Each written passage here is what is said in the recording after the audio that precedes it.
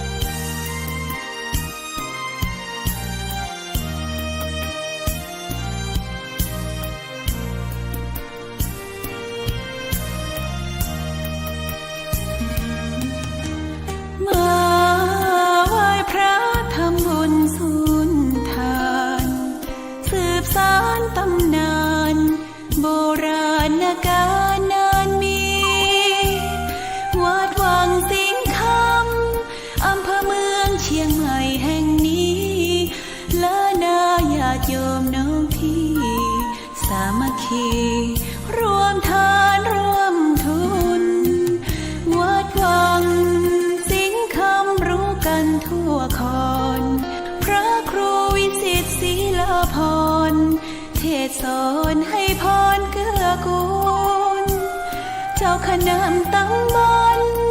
ป่าแดดหน่อเนื้อนาบุญเจริญพรญาติโยมคุณ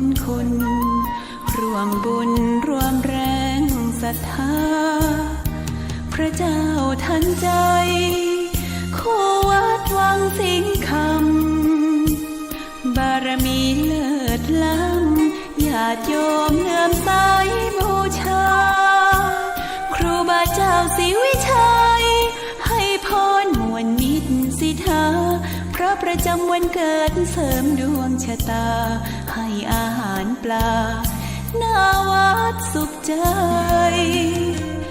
เชิญร่วมบุญสงน้ำพระธาตุน้อมใจอภิวาทขอบุญสุขใจสุขกายไหว้พระขอพรองค์พระเจ้าทันใจหลวงพ่อประเสริฐเจริญพรอวยชัยให้ท่านสุขใจทั่วกัน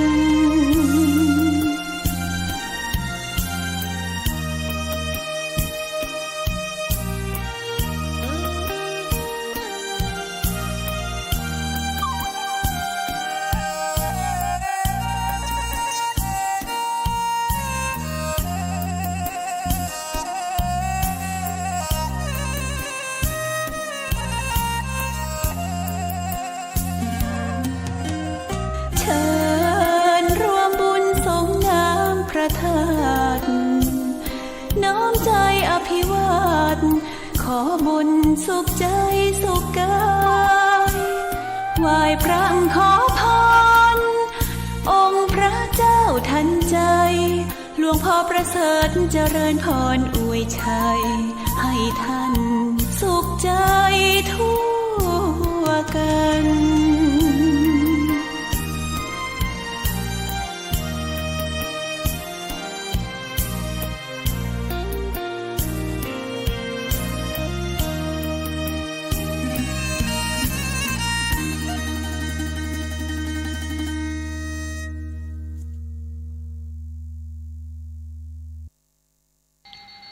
ขอยกมือ10 นิ้วกราบนอบน้อมยังพระติรัตนเกศเจ้าตั้ง3 ประการอันหมายมีพระพุทธพระธรรมพระสงฆ์อันเป็นสรณะที่เปิ่งที่เคารพนับถืออันสูงสุดในชีวิตกราบคารวะแห่งชาติและสังคมคลื่นเพื่อการศึกษาพระพุทธศาสนาและวัฒนธรรมตลอดจนวิทยุคลื่นสีขาวเพื่อเจ้าประชา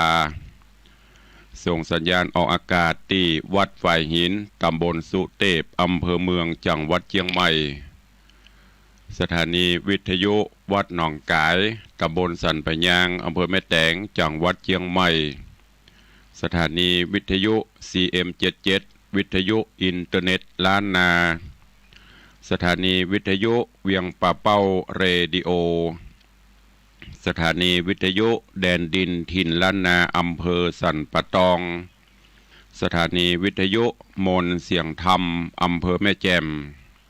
สถานีวิทยุชุมชนคนเมืองลี้อำเภอลี้สถานีวิทยุชุมชนคนนาน้อยจังหวัดน่านสถานีวิทยุสี่คำเรดิโออำเภอเวียงสาจังหวัดน่านสถานีวิทยุเสียงใสเรดิโออำเภอตาวังผาจังหวัดน่านสถานีวิทยุเสียงธรรมจากวัดจันทร์อำเภอกัลยาณิวัฒนาตลอดจนสถานีวิทยุชุมชนเสียงตามสายหอกระจายข่าวพร้อมกับเจริญสุขเจริญปอนญาติโยมที่ติดตามตั้งสถานีวิทยุวัดห้วยตองซักอำเภอจอมตองจังหวัดเชียงใหม่ทุกสถานีพร้อมกันนี้เจริญปอนญาติโยมที่ติดตามรับฟังต่างเฟซบุ๊กเฟซไลฟ์ต่างเว็บไซต์ต่างๆเพราะว่าจะเป็นเฟซบุ๊กของวัดวังสิงคำเฟซบุ๊กของธรรมะ104ธรรมะใครเครียดเฟซบุ๊กวัดไฟหินเฟซบุ๊กของวัดศรีรัตนมงคลล่องยาวแล้วก็หลายๆเฟซบุ๊กเนอะของญาติธรรมที่ได้สดับรับฟังเสียงธรรมในยามเจ้าแล้วก็กดแชร์กดไลค์ไปให้ยังกลุ่มเพื่อนๆได้สดับรับฟังกันรายการนี้ดำเนินโดยอาตมภาพพระครูวิสิทธิ์ศรีลาภรณ์เจ้าคณะตำบลประเดชเจ้าอาวาสวัดวังสิงคำตำบลประเดชอำเภอเมืองจังหวัดเชียงใหม่เป็นผู้ดำเนินรายการผู้อำนวยการคลื่นสีขาวแจ้งว่าตอนนี้ก็ได้ลิงสัญญาณไปแถม1สถานีคือความถี่95.75ของดีเจอ้อยอำเภอโสปราบจังหวัดลำปางต้องขออนุโมทนาด้วยเนอะกับดีเจอ้อยจากโสปราบลำปางที่ได้หันประโยชน์ในการฟังน้ำฟังธรรมลิงสัญญาณฮื้อญาติโยมต่างโสปราบลำปางได้สดับรับฟังกันตอนนี้ไปตั้งอกตั้งใจฟังธรรมเทศนาวันนี้มาเทศนาฮื้อญาติโยมทั้งหลายได้รับฟังณโอกาสบัดนี้นะโมตัสสะภะคะวะโตอะระหะโตสัมมาสัมพุทธัสสะอาโกนเตนะจิเนโกทังอาสาทุงสาธุนาจิเนชิเนกันทาลิยังทาเนนะสัจเจนะลิกวานันตินันทินันติสาทะโวดูราสัพปุริสะตั้งหลายตั้งยิ่งใจหน่อยใหญ่ผู้มักไฟตั้งธรรมจุงดาจำบทบาทอย่าได้ขาดสูญหายกิจการหลายม้วนหมู่อันมีอยู่เก่งหาจุงวาลาตัดขาดสันนิบาตฟังธรรมจักไข่ปันบอกเราเฮือหูเก้าขี้ยา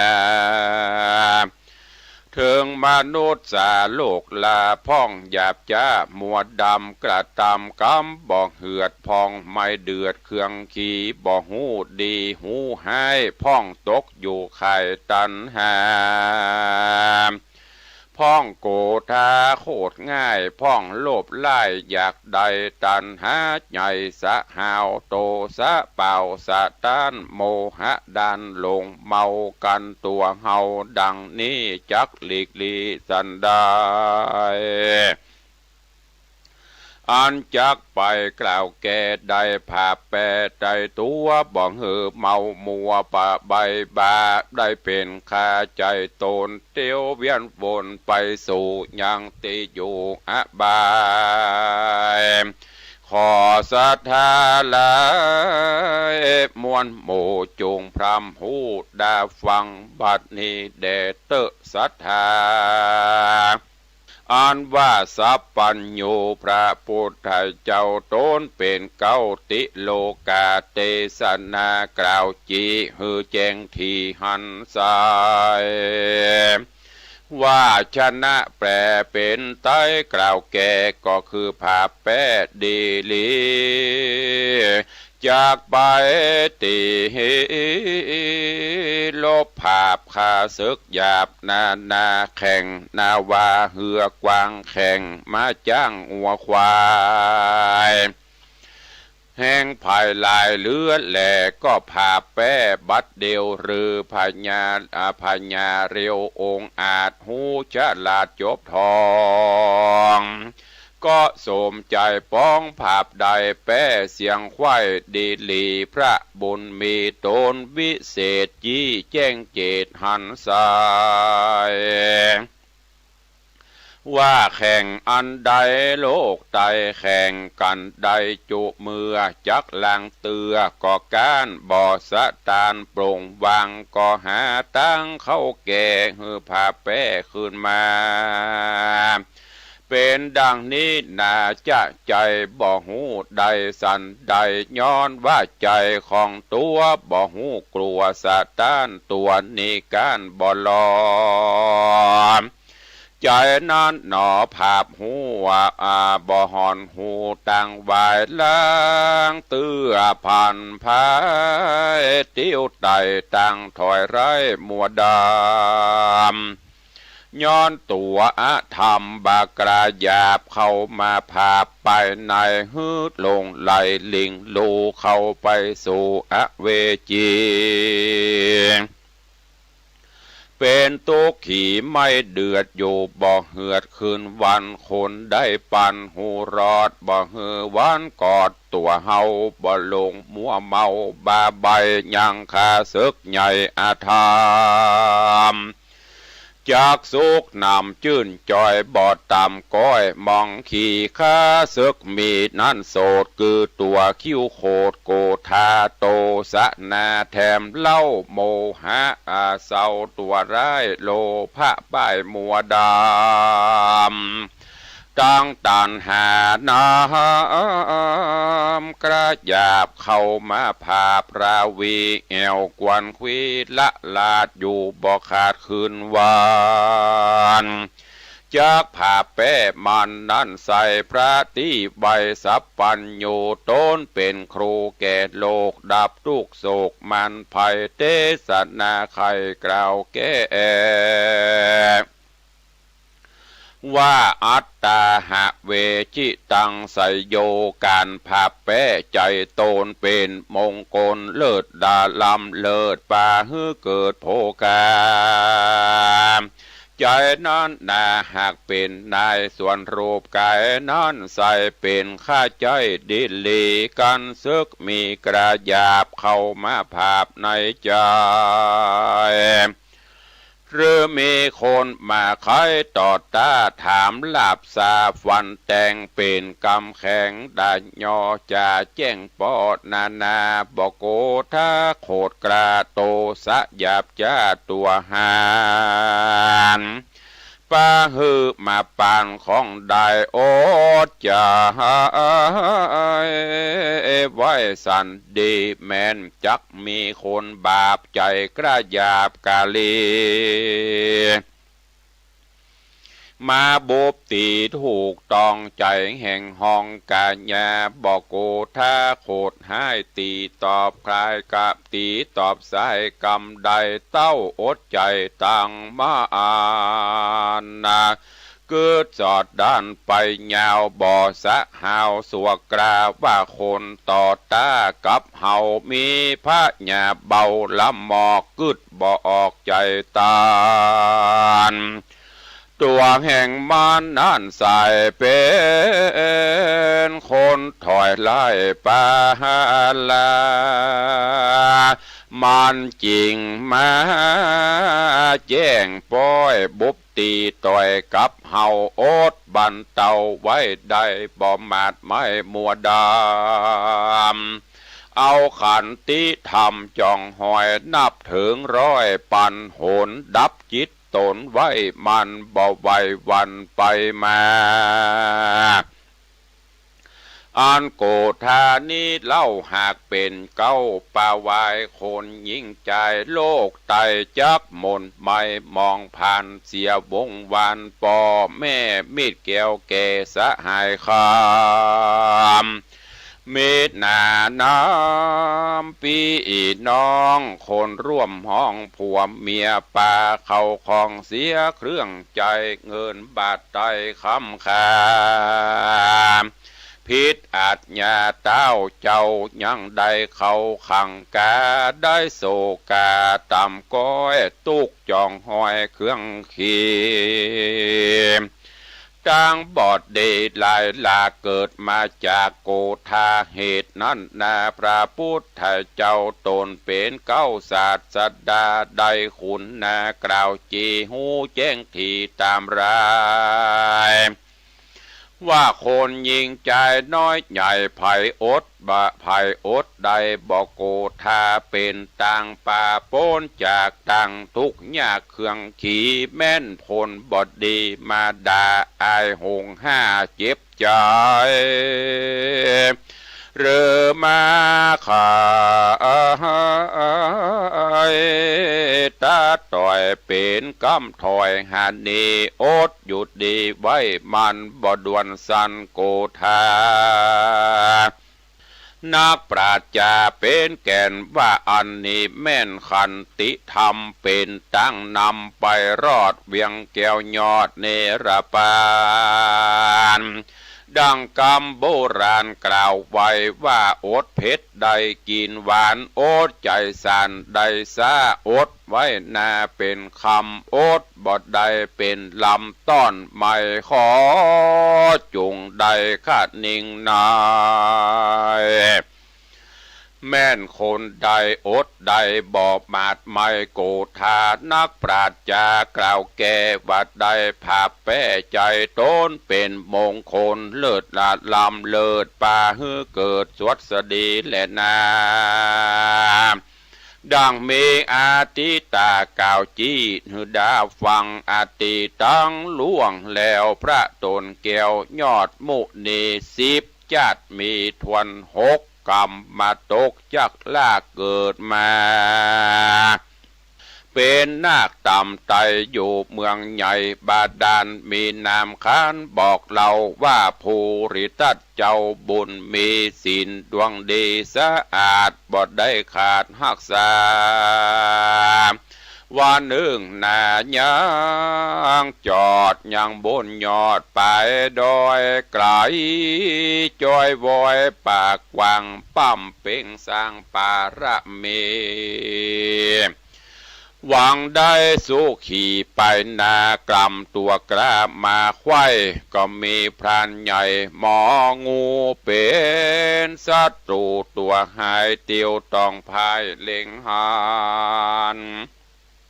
เรือพายผ่านเข้าไกลยับเอาใส่กังการีบนำปลาบ่อจะลัดข้ามป่าดงดอน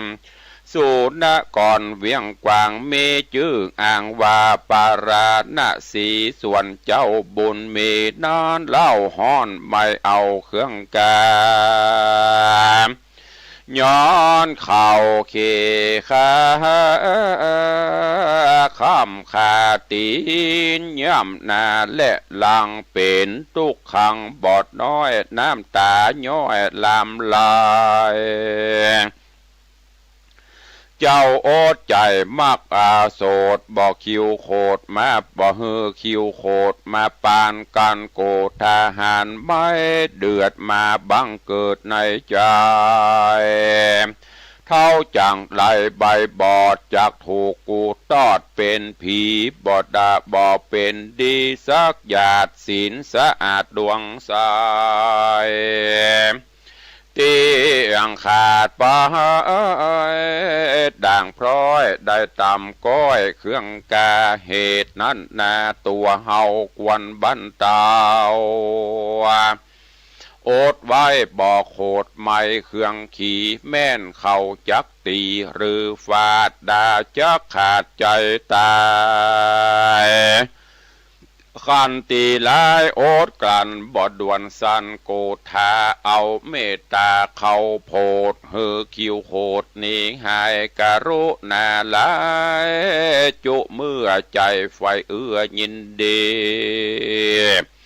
อุเบกขามีลำเลิศป่าหือเกิดเจยบานบุญสมปานจ้วยกำได้ล่วงลำโอนตารายปาละมีลายเลิศแล้วได้นั่งแต้นแก้วเป็นสัพปัญญูส่วนหมองูบอดใบกะตำบาปเลือนลายการมันตายจิตขาดสติวิปลาสเวโวนก็เอาตนมกใหม่ที่ลุ่มไตอเวจีเป็นทุกขี่ไม่เดือดอยู่บ่เหือดคืนวันและนาแถมประการหนึ่งใส่คนน้อยใหญ่ยิ่งใจโลภะลายเกิดตองในแห่งห้องสันดานมันเป็นมันตัวให้ลงมาลงอยู่ข่ายอาณาเนียปาราบอดใบโลภอยากได้ของเขาลงมัวเมาบ่ขาดตันหาปาดบังอามมืดมัวดำถอยร้ายไฟเอาไม้เผาใจหืดหลงลายข้ามเจ้าฮ้อนไม่เอาคืนวันไฟบ่มีควันแต่ใส่แต่ฮ้อนไม่เหลือแห้งฐานไฟแดงว่าฮ้อนนักหน่วงคอนเหลือหลายถูกต้องกายคนเฮาฮ้อนบ่เบานักแก่หากฮ้อนแต่หัวตีเอายาดีเข้าใส่ฮ้อนแสบไม่ก่อนนี้หายส่วนตันหาหลายนั้นใส่ฮ้อนเอาไม้นำนาบ่สั่งซาสักเตื้อไม่จุเมื่อคืนวานจักภายพันจักภาพเป๊ะมันดันเราจูงตัดลากเงาหัวตีตัดตันหามีกิเลสตัวเก่าเหตุนำป่าบอกฮือมาอยู่ไกลฮือเผาเอาไม่ไปในกันมันจังไรตัวถอยมาจองหอยในตน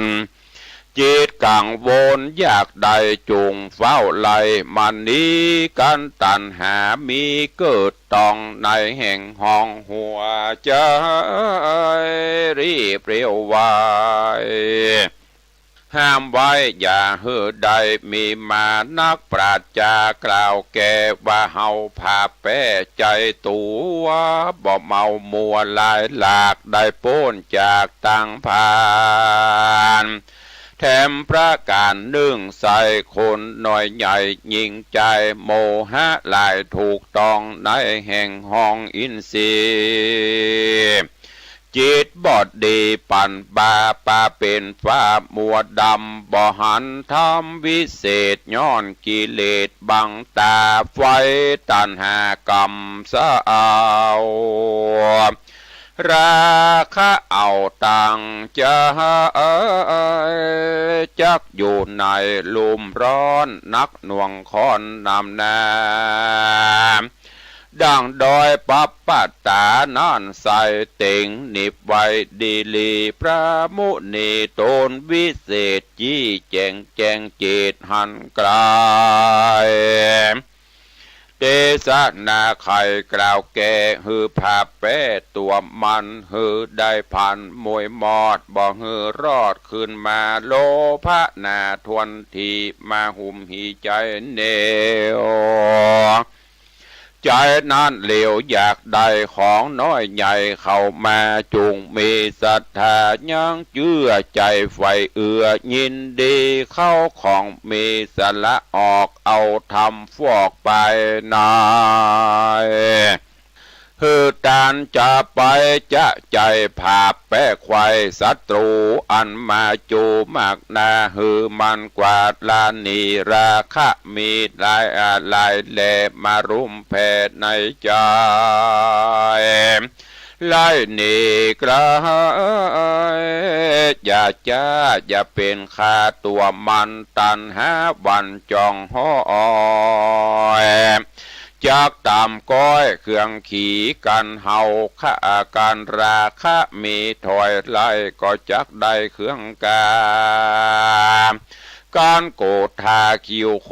จักมีโตหลายประการโตสะหันมาเข้าจากมืดเศร้ามัวดำโมหะนำลิงข้ออ่อน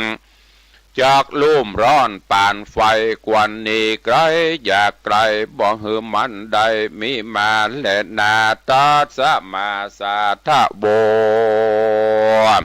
เหตุนั้นใส่คนน้อยใหญ่ยิงใจแม่นใจหมายไฟหอยใครชื่นจ้อยสวัสดีได้สุขีจัดนี้หรือตายจากนี่เมืองโคนนาได้เกิดโบโฮโอโฮอนจันฟ้าจุงโอดโคดกระโกธาแม่นมีคนมาว่าให้บ่ตอบสายแต่นกรรมบ่มัวดำโคดไม่โอดไว้ได้สันดีสติมีนานำปัญญากว่าตามหลังละมัดระวังจุดานฮือผ่านยานกรรมบาปอันกระยาบนานักปราชญาเป็นแก่นว่าอันนี้แม่นกองธรรมแป้ต่างดำเอาไม่มันถอยไรจูประการภาพแป้มานเมียนจอดนับเป็นยอดมงคลยกเอาตนโป้นจากต่างทุกยากสงสารได้เจยบานบอกขาดตั้งแต่จาดปัจจุบันกันดับขันกระภาคตายละจากเมืองโคนย่อมเอาโต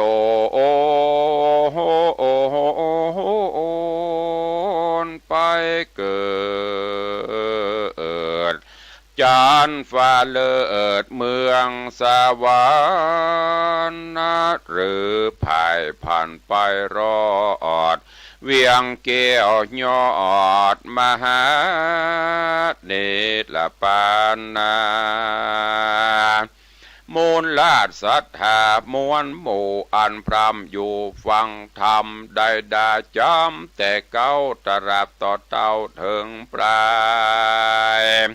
จุงจำหมายชื่อไว้เอาเป็นไม้ไตสอนตัวเอาเป็นหัวกายรอดได้โป้นขอดภัยมานสักโยชน์ใหญ่ก็บอดใจได้ล่วงโป้นความตายเกิดมาสุขทุกข์สบายก็จักตายเหมือนกันจุผูบอกว่าต้องสู่ม่านเงี้ยวเจ๊กฝรั่งมอนไทยอันเกิดมาในโลกลาย่อมตายความนาเหมือนกันเหมือนกับพระอาทิตย์พระจันทร์ปุ้งขึ้นหนวันออกเคลื่อนคล้ายป้อยตกไป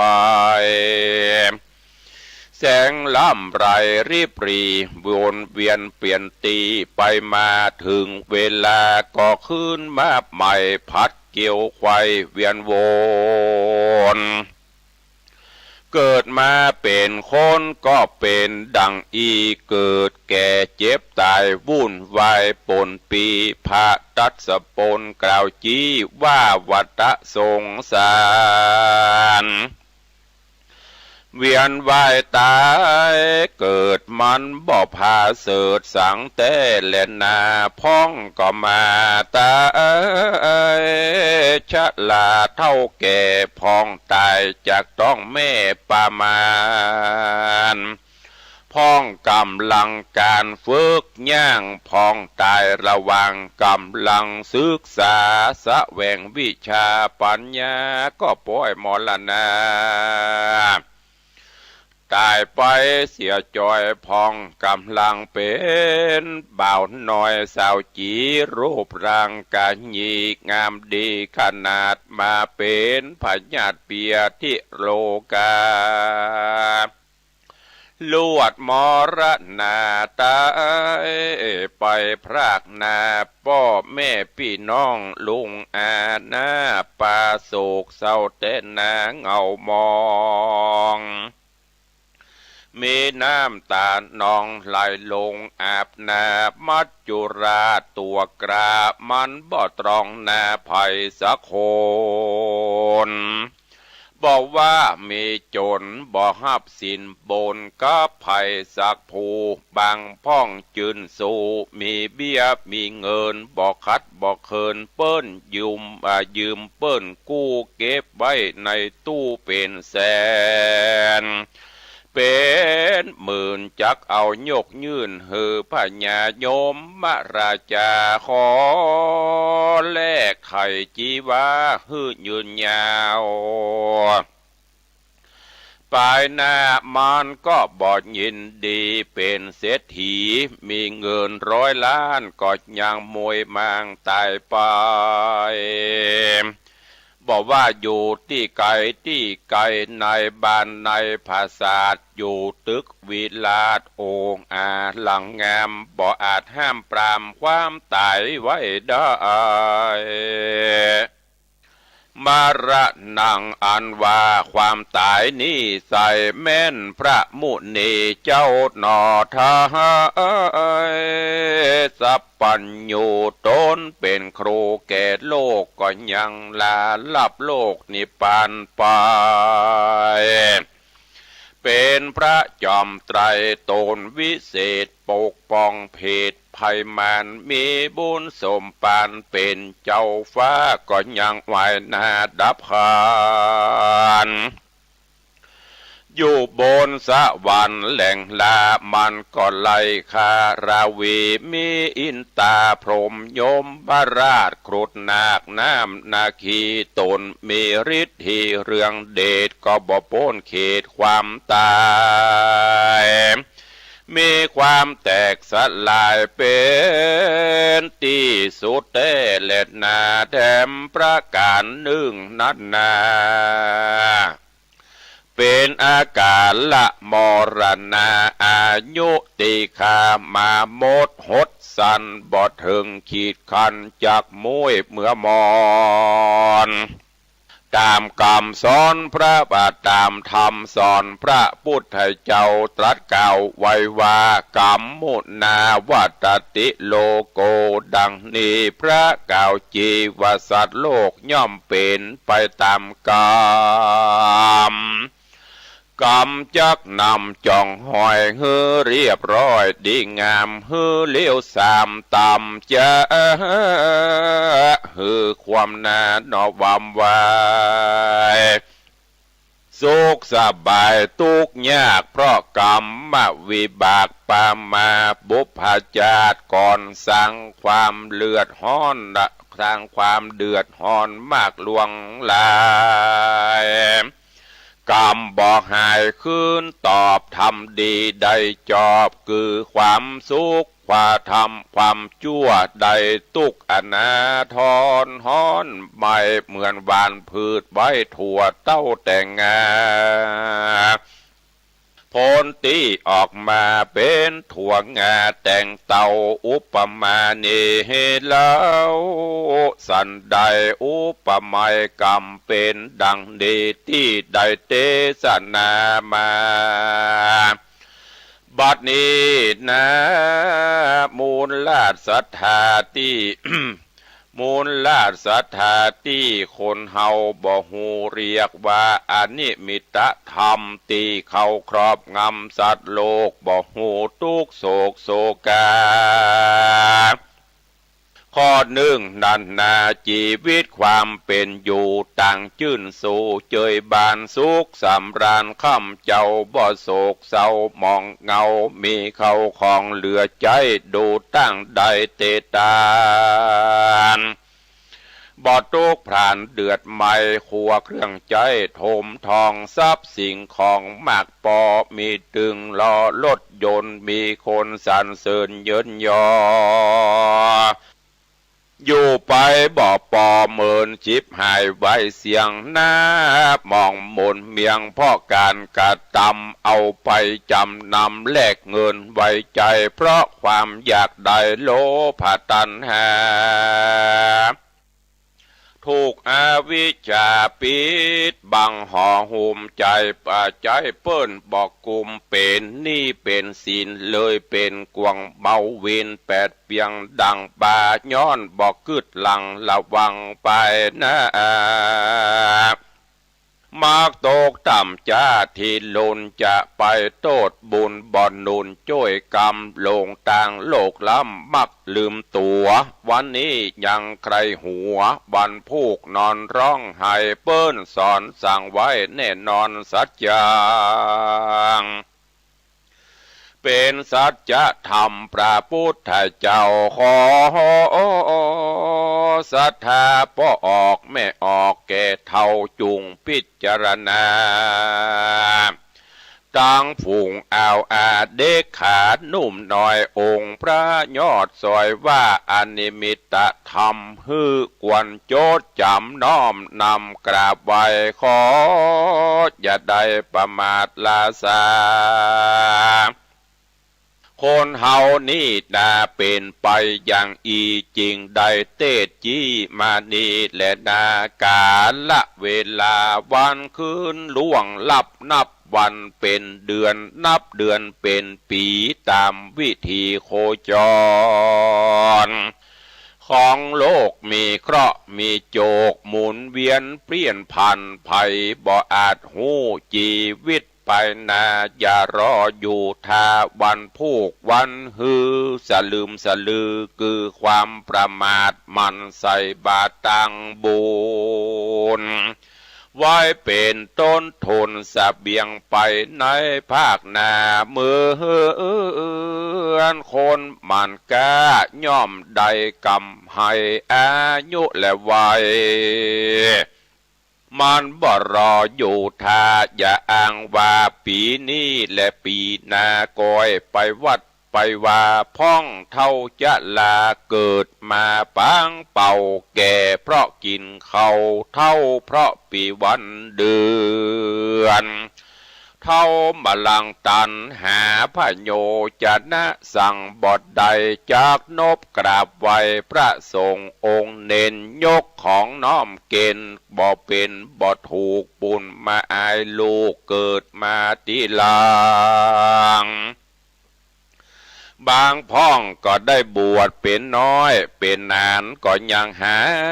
แก่นสารสั่งบทใดเฮียนหูทำไว้บ่ดอกบ่ได้หานคนปล่อยไหลไปลบหลีกลี่เพราะกลัวเปิ้นเอิ้นจีไปเป็นอาจารย์ลาธนาศิลธรรมพุทโธธรรมบังหันมาอย่างอีบ่ใจจำจีกล่าวว่าฮือภายมนุษย์เฮานี้สายหูวันเกิดบ่หูวันตายเจ้ากะว่าง่ายควายกะว่าบายมันบอกเขาขายมันบอกเขาขายเหมือนรับวันหาน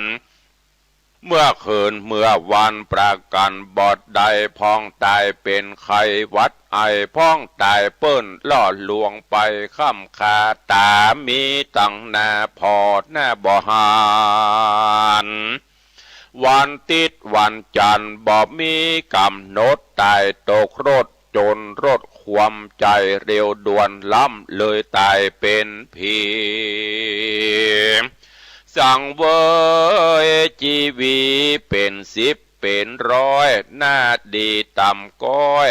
น้อยอกมองใจมีอุบัติเพศภัยรอคอยอยู่ทาพ่องไปบนฟ้าคืนขี่เหือบินเหมือนไปเมืองอินสวรรค์โลกลาเอวหานางฟ้าในเทพนิยายชีวิตหวังวายตายกันปนปีพระองค์กล่าวจี้ว่าอาเจวะกิจจะมาตับปังโกนชัญญามะละนังสุเวการรีบทำความดีเหียดในวันนี้ภัยเราจักหูว่าความตายจักมาถึงวันพวกนี้จักขอกล่าวจี้เตสนามูลลาสะทาหนุ่มเท้าทวนนาเล่ายิงจะอย่าอยู่ได้ปางเป่าเกิดขันนิงเล่าตนตัวเนนาเกิดมาเป็นคนอายุมินน้อยปายุถึงร้อยก็เมินมีมันสร้างความดีเป็นที่อวดอ้างอย่าได้ห่างล่างทำบุญสุนตานเป็นเกินสะพานไก่ขึ้นจันฟ้าเป็นมาเกี่ยวอาจารย์ในเป็นปาไทยยะเข้าห่อวายหน้าตอดเนรปาน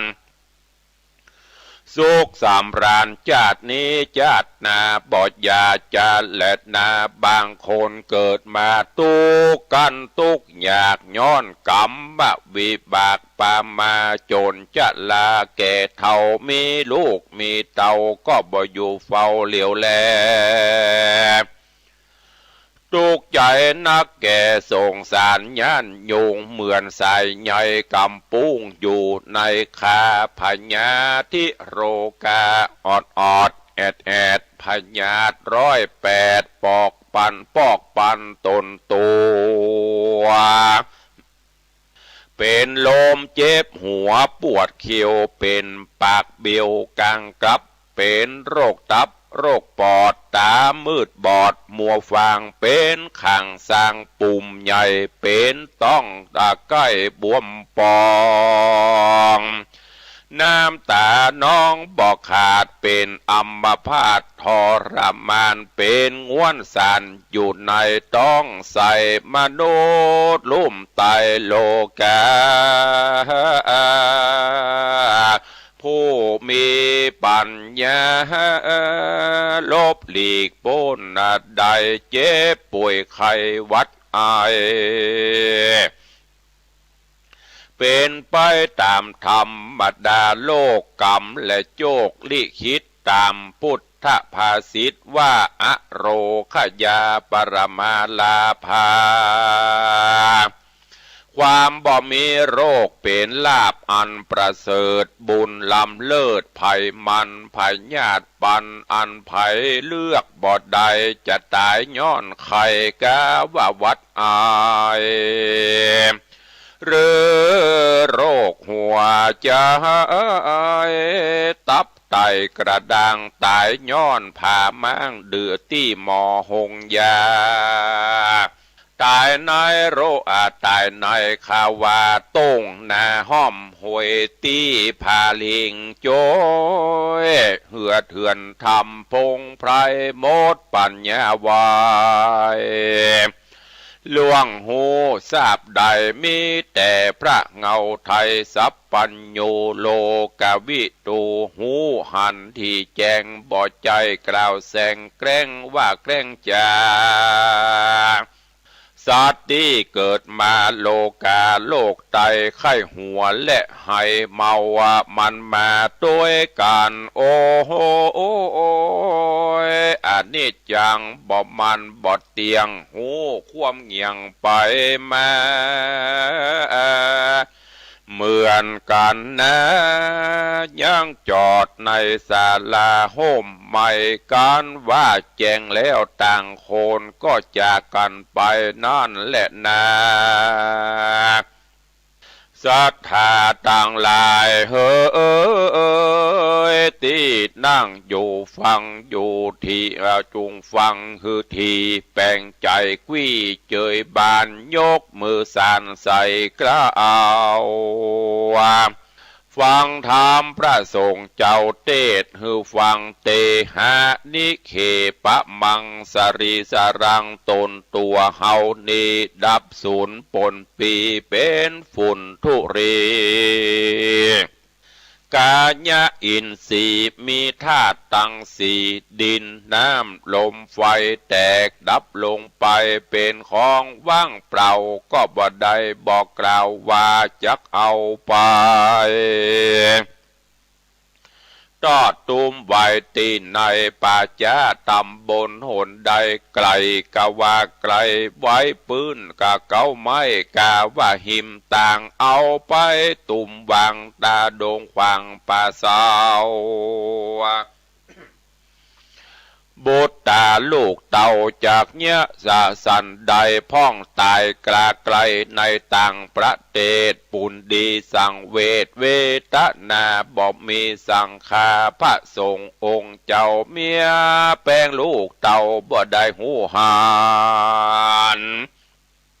เจ้าละนอนละฝันหาอยู่ตั้งบ้านบอดใดปากตันสั่งอภัยคนใดย้มดับจิตใจต่างเมือง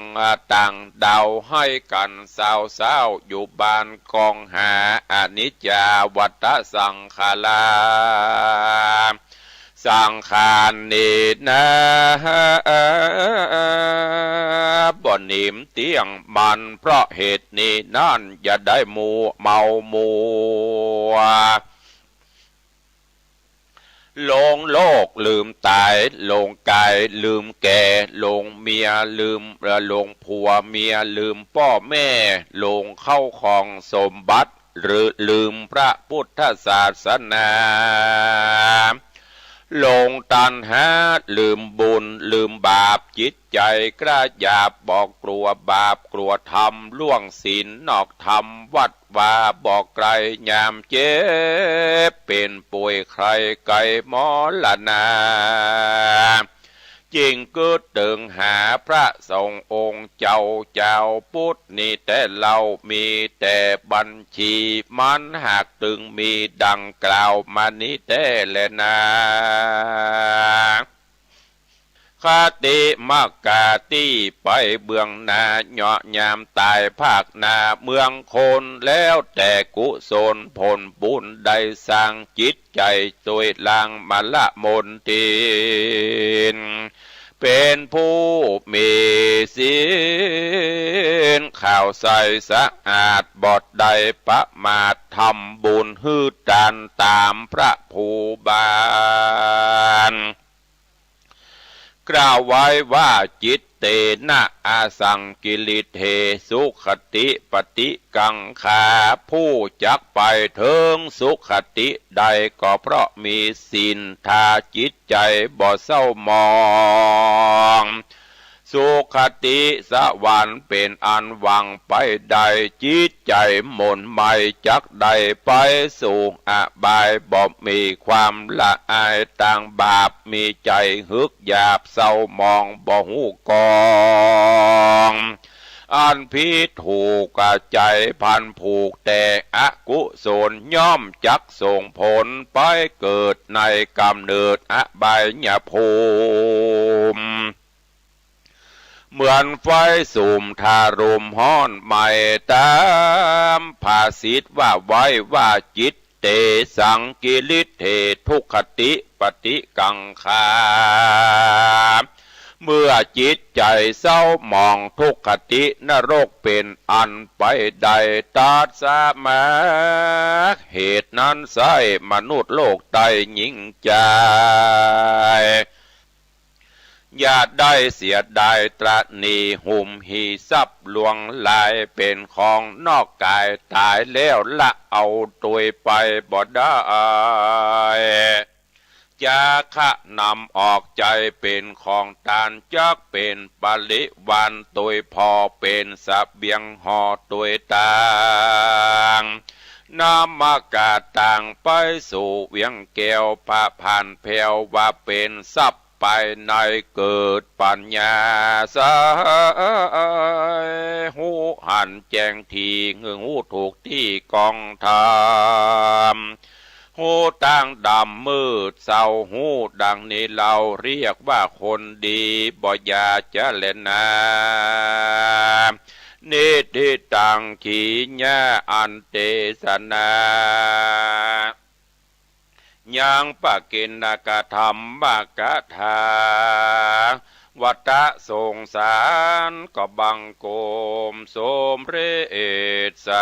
เดชวันนี้ได้นำเอาพระธรรมเทศนาเกี่ยวกับเรื่องวัฏสงสารคือการเวียนว่ายตายเกิดของสิ่งมีชีวิตหรือมนุษย์โลกเมืองคนเฮานี้มาอุจาเทศนาฮือท่านทั้งหลายได้รับฟังก็หวังว่าคงจะเป็นข้อคิดเตือนจิตเตือนใจคือท่านทั้งหลายน้อมนำไปคิดพิจารณาอย่างในธรรมเพิ่นบอกว่าอานิจจังทุกขังอนัตตาเฮาท่านทั้งหลายก็ได้ยินมาจนชินหูบางคนอู้ได้แล้วแลดว่าเกิดแก่เจ็บตายเป็นของธรรมดาอันนี้จังทุกขังอนัตตาบ่เที่ยงแท้แน่นอนบ่เจตัวบ่เจตนฮู้แต่ว่าเฮาบ่ได้เอาไปปฏิบัติเปรียบเสมือนเฮามียารักษาโรคภัยไข้เจ็บ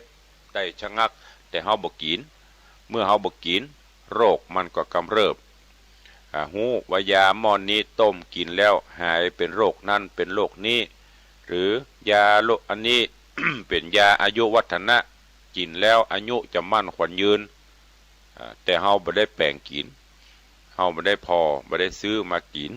มันก็บ่มีประโยชน์ฉันใด เฮาฮู้หลักศีลหลักธรรมอย่างที่ทุเจ้าก็ดีครูบาอาจารย์ท่านเจ้านักปราชญ์ราชบัณฑิตเพิ่นก็ชี้แนะชี้นำเฮาอยู่ตลอดว่าศีล5ข้อตั้งแต่ข้อ1 2 3 4 5เปิ้นเตือนสติอย่างพ่องเปิ้นห้ามยี่อย่างพ่องถามว่าเฮาตั้งพุทธศาสนิกชนเฮาฮู้ก็ฮู้หมดว่ากันได้หมดแต่เฮาบ่ได้น้อมนำไปคิดพิจารณาเฮาบ่ได้เอาไปใช้ประโยชน์มันก็จึงบ่บังเกิดขึ้นมีดมีจะคมปานใดถ้าปล่อยคือขี้เมียงขึ้นเกาะขึ้นกำบ่เมินมันก็มีดนั้นก็บ่คมหรือมีดมีมีดคมกริบแต่เฮาบ่ได้ใจเอาไปฟันไปตัดอย่างมันก็มีบ่ได้เพราะฉะนั้นศีลธรรมคำสอนของพระพุทธเจ้าเนอะเบญจศีลเบญจธรรมตั้งแต่ ศีลธรรมอันเป็นหลักมนุษยชาติเป็นหลักที่พุทธศาสนิกชนเฮาจะต้องมีและปฏิบัติกันโดยเฉพาะศีล5ข้ออันเป็นศีลเบื้องต้นก็ขอให้เฮาท่านทั้งหลายมีแล้วก็นำไปใช้ในการประพฤติปฏิบัติอย่างที่เคยได้บอกที่ครูบาอาจารย์เพิ่นเคยได้เล่าได้อู้ให้ฟังว่าศีลธรรมไม่กลับมาโลกาจะวินาศมันเหมือนแต่บะแต่ท่านทั้งหลายก็ลองไปคิดพิจารณาเฮาจะได้ยินบ่นกันอู้กันยุคนี้สมัยนี้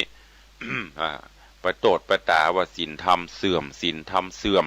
จริยคุณธรรมจริยธรรมเสื่อมท่านทั้งหลาย